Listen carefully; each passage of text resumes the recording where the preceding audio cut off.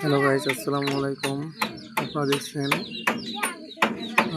আমি আমাদের গ্রামের বাড়ি বেড়াতে এসে দেখছি আমার স্বাস্থ্য ভাই। এটা তার একটা ধান মাড়াই করা মেশিন, এটাকে বসার জায়গা বানাচ্ছে। এই যে মেশিনটা খুব সুন্দর একটা মেশিন।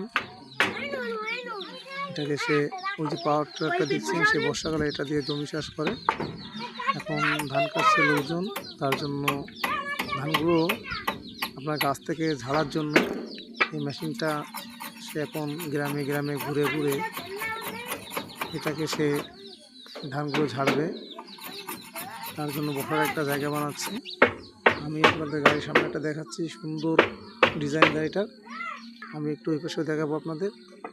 দেখেন, এই পাশ থেকে সে এই যে কুটোটা দেখা যাচ্ছে, এখান থেকে কুটো বের হয়, আর নিচে যে ড্রামটা দেখাচ্ছি এটা দিয়ে ধান ঝেড়ে বের হয়ে যায়।